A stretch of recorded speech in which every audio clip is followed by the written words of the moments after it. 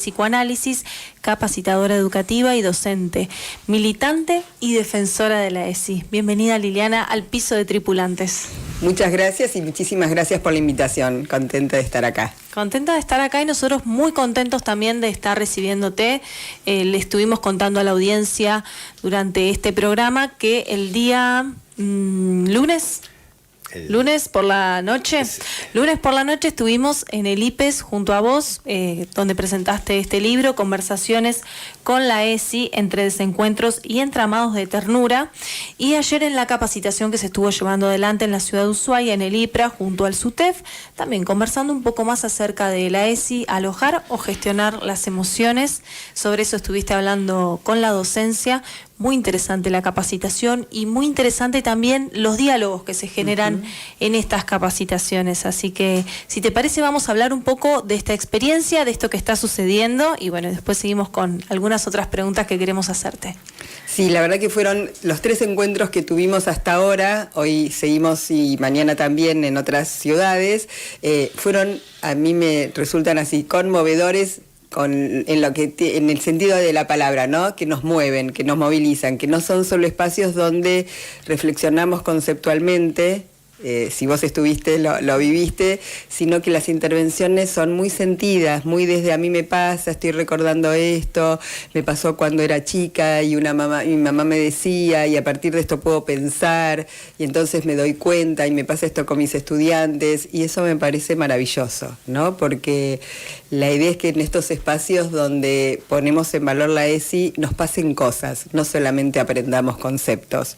Y los 3 espacios fueron así, digamos, muy a corazón abierto, a pesar de la cantidad de gente, porque en los talleres eran creo que 150, algo así de personas, y sin embargo creo que al habilitar esto de vale disentir, vale preguntar, vale incomodar, vale no entender, no es acá la apuesta a ver quién enuncia una cita más compleja. Cuando se da ese permiso aparecen estas cosas.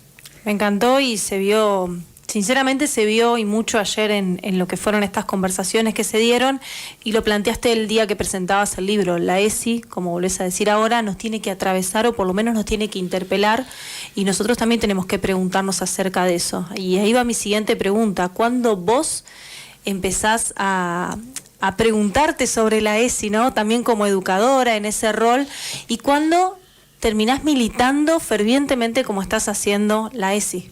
Yo en ese momento trabajaba en escuela de maestros, acompañando a directivos de escuelas medias, y se armó un gran equipo en Cava, desde escuela de maestros, para ver cómo acompañamos en la implementación de la ley. Ya era 2007, o sea, recién. Desde ahí arranqué trabajando, acompañando a las escuelas en lo que era la implementación, yo siempre vine trabajando en las escuelas, y de alguna manera uno trabajaba la ESI sin saber que eso era ESI.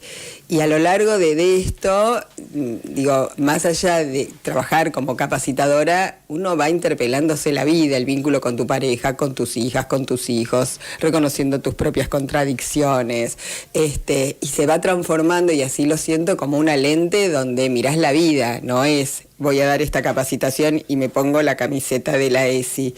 Ves una película, escuchás una canción, escuchás un comentario, mirás un programa, charlas con tus amigas, ¿no? Y mi marido me carga y me dice otra vez la ESI. Y sí, le digo, es parte de. Pero esto como que también fue un proceso donde uno se va haciendo preguntas, y también esto, reconociendo tus propias contradicciones. Yo a veces contaba una anécdota que militaba en la ESI y demás, y en casa cuando vivían mis hijos se repartían más o menos equitativamente las tareas, pero si venía gente a casa, yo miraba a mi hija Daniela y decía, Dani, ¿me das una mano? Y Dani me miraba y dice, ¿por qué no le decís a Santi? O sea, y uno se le escapan estas cosas, y por suerte ellos después me interpelaban a mí, y esto, vas aprendiendo, digamos, no es que tenés todo resuelto de una. Vas aprendiendo, se va construyendo la ESI tal cual. Y vamos a ir a un punto que vos tocás también en tus libros, y ayer se habló mucho en la capacitación, y tiene que ver con esta dicotomía que empieza a aparecer entre lo que son las emociones y lo que es la ESI, ¿no? Y una intencionalidad muy clara por parte del gobierno actual, podemos decir gobierno nacional, de impulsar una política en la que se trabajen la educación emocional y ir desplazando paulatinamente la ESI. ¿Qué posicionamiento tenés frente a eso? ¿Qué tenés para decirnos no solo a nosotros, sino también a la audiencia que está escuchando y que quizás no logra entender con mucha claridad qué sucede ahí en ese terreno? No logra entender porque de verdad es complejo, es confuso. Y no siempre es tan sencillo, porque uno dice, pero ¿cómo la ESI se va, entre comillas, va a cuestionar a la educación emocional? Digo, y ahí parece como un contrasentido. La ESI tiene un eje que es valorar la afectividad, que es uno de los 5 ejes de la ESI, y lo toma y lo aborda integrado siempre a los otros ejes. O sea, la afectividad está ligada a los derechos, la afectividad está ligada a la perspectiva de género. Por ejemplo, ¿qué afectos tienen permitidos los varones, tienen permitidas las mujeres, ¿no? Ayer recordaban en el taller los mandatos de mi hermano no podía llorar, yo tenía permiso, ¿no? Cómo se va construyendo afectos permitidos o no a partir de cómo vamos siendo educados. Está ligado al respeto de los derechos, está ligado a la diversidad. No se trabajan como un bloque aparte y separado, están siempre presentes. Y si se trabajan de una manera situada porque ese grupo lo necesita, en ese contexto necesitan, por ejemplo, hablar del miedo, o entre los docentes hablar del miedo y demás. La posición de la educación emocional viene más de la mano de una mercantilización de las emociones, ¿no? Y me gusta hablar con ejemplos, especialmente para quienes no están en el espacio educativo. Uno, por ejemplo, parece hermoso y bellísimo el famoso cuento del monstruo de los colores, pero ¿qué hay atrás de ese cuento? El mensaje es: las emociones son puras, son claras, hay que ordenarlas, hay que ponerlas en frascos, se pueden separar. Las emociones mezcladas y desordenadas no funcionan, dicen los textos. Y la vida es pura ambivalencia, es pura conflictividad, es confusión. No siempre tenemos las emociones ordenadas. Y por otro lado, esto viene de la mano de un mandato de sentirnos responsables si no estamos bien. Tiene que ver con que no hicimos los suficientes ejercicios, no hicimos mucho ¿no? Y aparece, sumado a esto, la responsabilidad individual de sentirnos mal, inclusive de cuestiones que nos exceden, ¿no?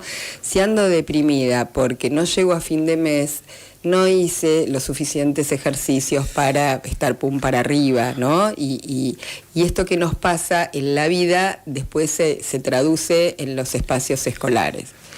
Doy un ejemplo más para no seguir hablando, pero por ejemplo, se proponía después, y esto lo comentábamos ayer en el taller, después de ver la película Adolescencia, que tiene tantas cosas fuertes para trabajar con los adolescentes, ¿no?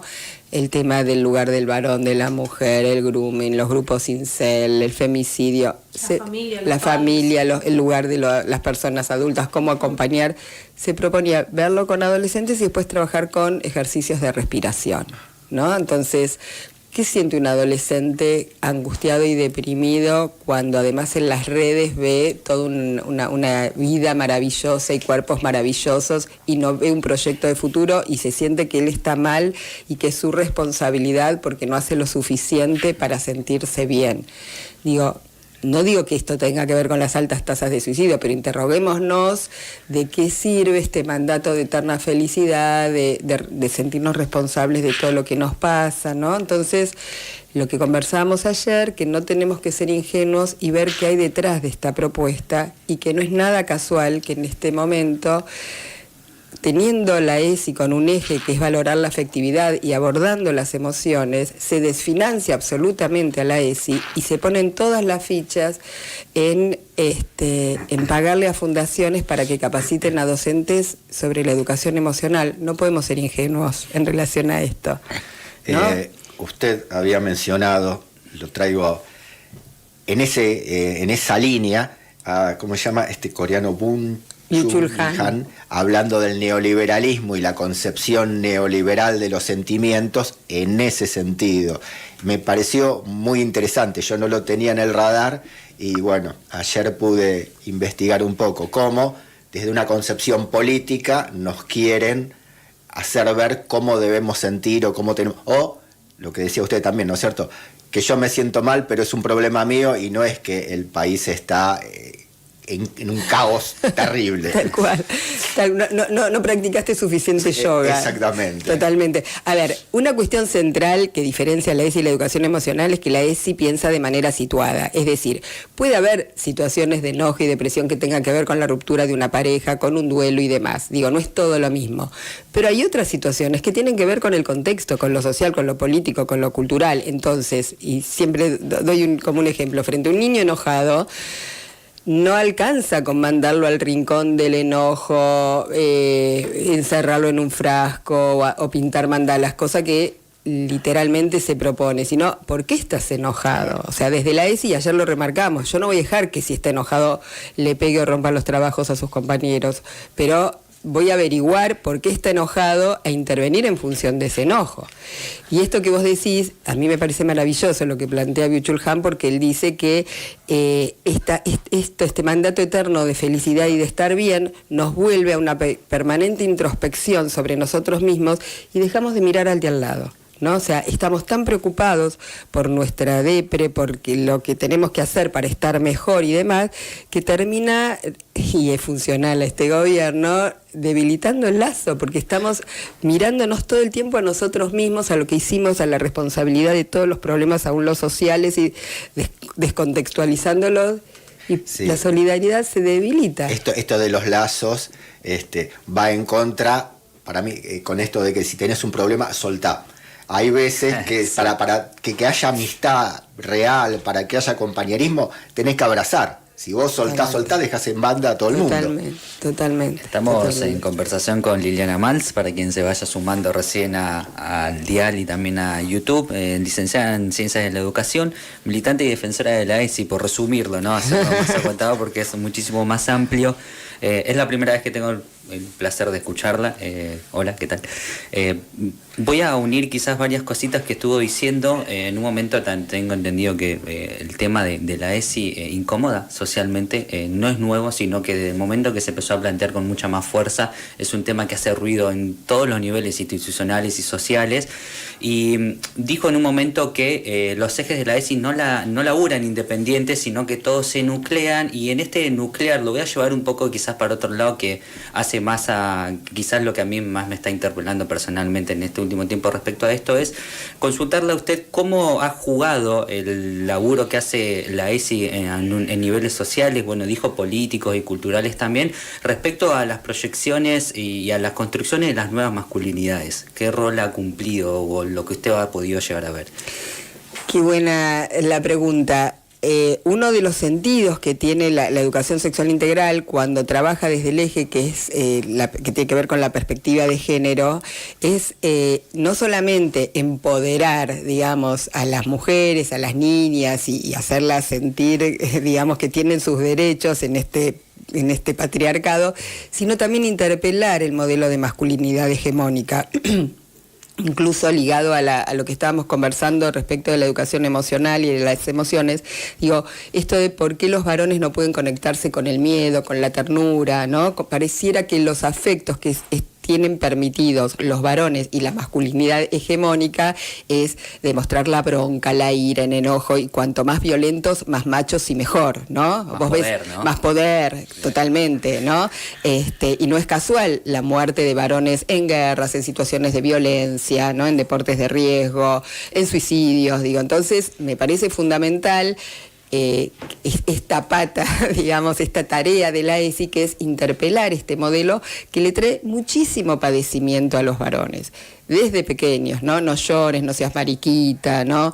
Tenés que ser fuerte, te caíste, levantate y seguí, no seas débil, ¿no? Todos estos mandatos hacen que estos afectos no estén permitidos. Y de vuelta, esto no es una cuestión cerebral, individual. Este es un buen ejemplo para pensar cómo las emociones tienen que ver con relaciones que se construyen en un contexto, ¿no? Que un varón tenga miedo de expresar el miedo no es porque el cerebro da no da la... Digo, esto es porque culturalmente fue educado a que pierde su lugar de macho si demuestra que tiene miedo, si pide ayuda, si se muestra sensible, si va caminando con un ramo de flores por la calle. ¿Cuántos varones se animan a ir ¿no? Hoy en este contexto misógino, a ir con un ramo de flores por la calle porque se lo quiere dar además a su pareja varón, ¿no? Entonces, me parece que es una gran tarea y creo que hay muchos chicos que fueron interrogándose de la mano de la ESI, que falta un montón,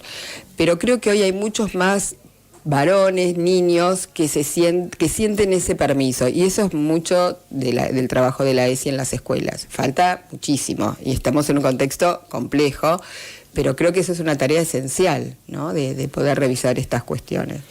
Mencionaban dentro de esta incomodidad que este modelo que pone a las personas en estas situaciones, ¿no?, críticas de crisis, bueno, el individualismo que se va generando socialmente hace que la ESI surja como una suerte de esperanza, ¿no?, en contra de todo el discurso que se viene dando a nivel nacional. Bueno, ni hablar del de financiamiento de programas que ya hemos venido desarrollando también a lo largo de este año en detalles de lo que se ha ido desfinanciando justamente para, bueno, una herramienta que quizás sirve para generar una conciencia más colectiva, más consciente, más conectada con las emociones, suprimirlas justamente, ¿no?, para poder generar un estado de quietud, ¿no? Individualismo.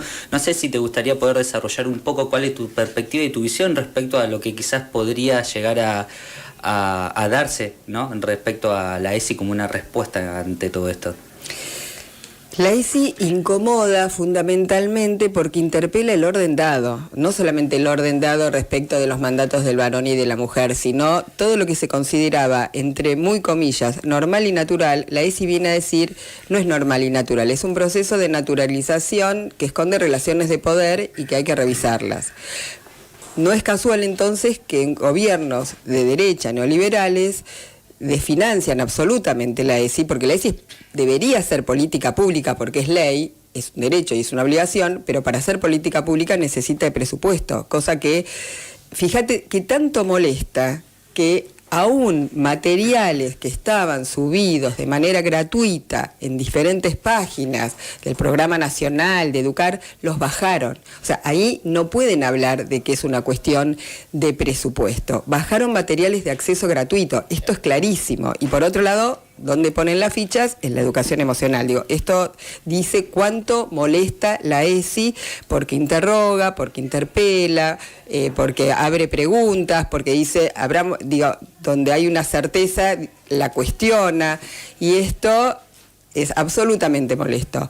Yo formo parte de un colectivo federal que se llama Por Más ESI, integrado por docentes, periodistas, trabajadoras sociales, militantes de la ESI, y estamos, por ejemplo, una de las tareas fue recoger todos los materiales y armar un drive para que tuvieran acceso, sostener a pulmón, digamos, muchas actividades. Mi esperanza es el empoderamiento especialmente de docentes y estudiantes que más acá o más allá del presupuesto sostienen, defienden y van a seguir defendiendo la ESI. Y creo que las fichas están puestas ahí, en la esperanza en nuestros estudiantes, en la esperanza en muchos docentes que aunque digan esto no y demás no y demás no, están convencidos y convencidas y convencidas de que esto es una apuesta que vale la pena, ¿no? Tenemos ganas de quedarnos hablando toda la mañana, pero sabemos que tenés que dirigirte a la ciudad de Tolwyn, en donde se va a estar llevando adelante esta capacitación junto a la docencia en el quincho del SUTEF, y mañana en la ciudad de Río Grande, en el Centro Cultural Yaganes. Ayer nos quedamos sin cupos para la capacitación, como viene sucediendo con todo lo que se propone sobre la ESI. Eso a nosotros también nos da mucha esperanza, porque vemos un interés genuino por parte de la docencia de participar, de discutir y de tener más herramientas también para trabajarlo y para empoderarse y llevarlo a las aulas. Hay mucha gente que se queda afuera, que no va a poder participar de la capacitación, pero puede acceder a tu material de lectura. Vamos a decirles por qué podrían acercarse a conversaciones con la ESI, ¿sí? Un texto que particularmente para mí es muy amable, que está narrado de una forma muy llana, muy cercana, y que aparecen las cartas, ¿no?, con la ESI. Vamos a invitar a la audiencia, quiero que lo hagas vos, a por qué puede leer Conversaciones con la ESI.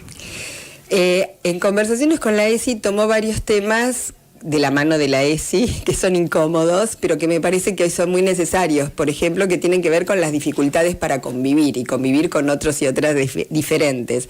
Y entonces voy pensando y voy conversando con la ESI. Me gustó la idea de personificarla, inclusive de ilustrarla y de conversar o escribirme con ella, y además que la ESI le escribe a las familias y le escribe a la docencia, porque es una manera también de humanizarla, de mostrar que tiene contradicciones, de que piensa, de que tiene sus vaivenes de reflexiones y de que no es una ley dura que baja así, ¿no? Que es algo que tiene que ver con la vida. Inclusive incorporo anécdotas, relaciono mi gata Varela con la ESI, ¿no? Como esto que digo que es una lente, y lo ofrezco no como para copiar y pegar, sino para que cada quien pueda desplegar, imaginar, inventar sus propias conversaciones, interpelaciones con la ESI, con lo que le va pasando. Y creo, en mis 3 libros hablo del vínculo de la ESI y la ternura, y hoy le agregaría que la ESI es una de las mejores herramientas. No es la varita mágica, no va a resolver todo, no le podemos pedir ni a la ESI ni a las escuelas en este contexto que resuelvan todo, pero sí es una gran herramienta que tenemos como contrapedagogía de la crueldad. Y lo que voy trabajando es de la mano de autores, filósofos y filósofas que me ayudaron a pensar, bueno, concretamente cómo la ESI nos puede ayudar a una mejor convivencia y a pensar en otros mundos posibles. La esperanza no las perdemos, pero la esperanza, como la plantea Freire, que no es me pongo a esperar, sino qué puedo hacer para que las cosas cambien. De esa esperanza estamos hablando.